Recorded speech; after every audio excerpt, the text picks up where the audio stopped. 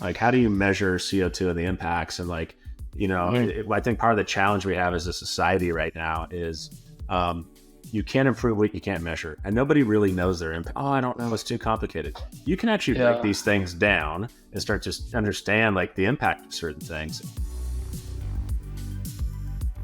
And I think once people understand that, then hopefully companies start to get really focused on, okay, now I have a number. What can I actually do to kind of improve it? I think that's just one of the biggest challenges Yeah. the more. You're right. I think this is another responsibility for us as this little chopstick, craziness. I think we can actually educate how we do it, and hopefully others can adapt our approach because we share all our calculations. We share everything in our urban impact report online for download. So how we do it, just very brief, is common sense.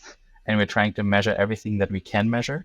And we're getting verified assumptions for the things that we can't measure. So what that means is we obviously need to measure how many kilometers do we drive to pick up the chopsticks, how much gas is, what are the emissions of the vehicles, what are the emissions of the transportation methods of our employees, what are the emissions of logistics for the products that is shipped, and that is justifying that we get more and more hyperlocal. And then we can also measure the electricity in our facility.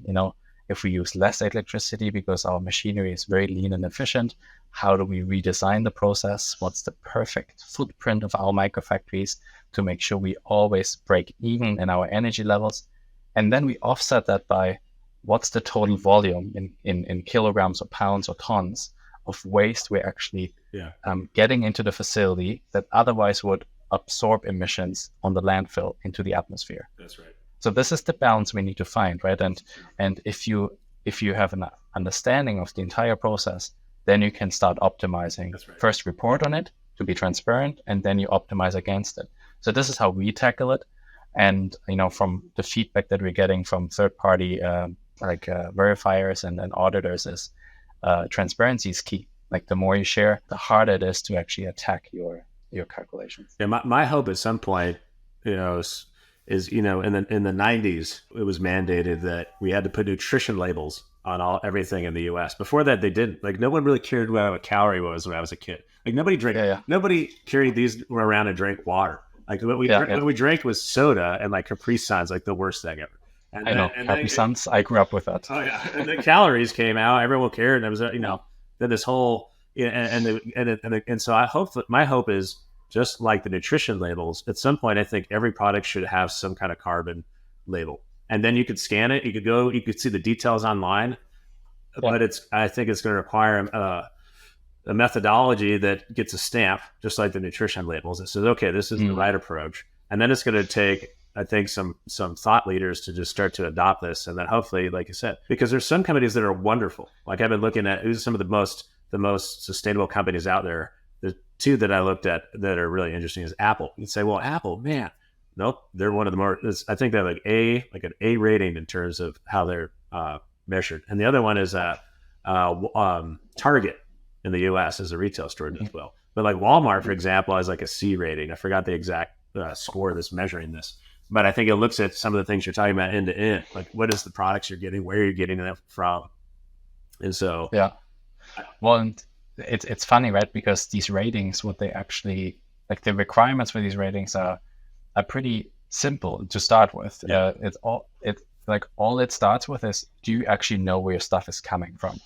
Like, do you have the ability to track it? And then you get a rating for it. It doesn't consider, where it's from and what it is. Right now, like all these ratings actually care about is, do you know your shit? And then you scale it from there to improve it and optimize it. So yeah, no brand, no company can afford to actually miss the bus on that.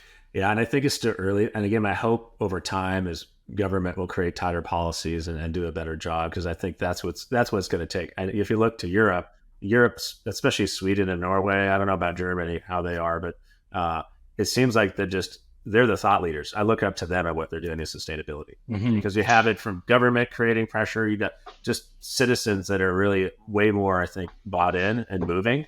Yeah. I just feel like in the U.S. we're moving a little slower.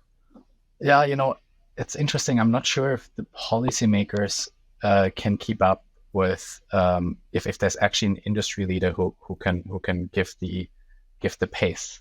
So I just know it from the wood industry. I think the best policies that were done by governments or adopted by governments was the adaptation from the IKEA standards. So, as consumer, I don't necessarily like IKEA, but as wood engineer, I admire IKEA for how they have set standards for their own sustainable forest management, how they have standards for automation and efficiency in manufacturing, because of the pressure that they set on the industry, policymakers had to follow because they all of a sudden saw the biggest industry player is doing it. So we have to follow through really, really quick.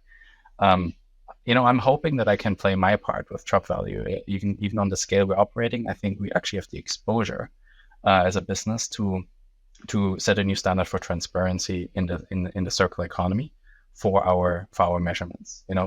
Why, like if there's only scope 1 or scope 2 required to report on in carbon measurements, why not going the extra mile and report on the things that are optional, even if it makes you look worse? Like, transparency is key, and I think with that you can lead by example and hopefully make others follow, or at least let the client decide, should I ask other brands why they're not reporting on the optional scopes? Yeah, I would love to start to see reporting over time, just like people report quarterly earnings.